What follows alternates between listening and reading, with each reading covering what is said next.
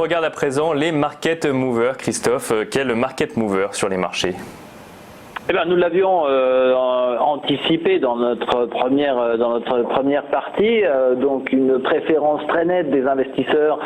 pour les indices, avec le CAC 40 qui est naturellement, et on va s'intéresser là aux produits qui ne subissent pas la volatilité, donc turbo open-end, turbo illimité, turbo illimité best, où on voit que le CAC effectivement reste la préférence, hein, on peut s'y attendre, à 34% des échanges sur notre indice national. On retrouve également sur le podium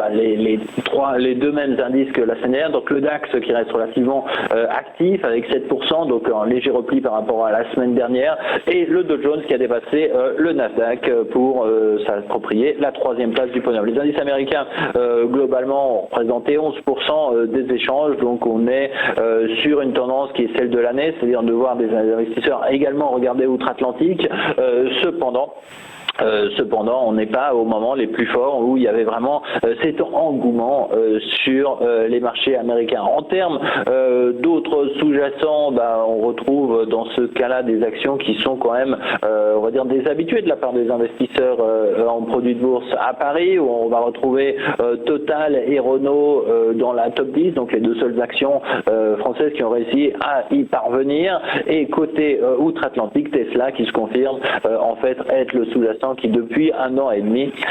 est celui qui attire l'intérêt des investisseurs. Alors, je ne sais pas si c'est lié aux nouveautés et aux problèmes en termes de vitres sur le nouveau SUV de Tesla, mais en tout cas on l'a vu, et ça c'est de façon assez constante, une action que les investisseurs préfèrent peut-être aux technologies américaines, et ça c'est vraiment la nouveauté de l'année, c'est-à-dire que ça a supplanté les autres valeurs américaines en termes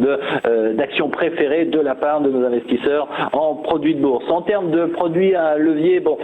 là, comme on le disait, les volumes sont relativement plus contenus. Si on veut regarder dans la top 10 ou le CAC, on retrouve, je dirais, plus ou moins les mêmes sous-jacents, avec Société Générale, Airbus, LVMH, donc qui est l'une des actions qui est toujours dans notre top 5, également Renault et Casino et Air France qui sont les actions que préfèrent. Nouvelle entrée, par contre, Iliad, qui a fait l'objet dans les 5 dernières séances d'un bel intérêt de la part de nos investisseurs en produits de bourse.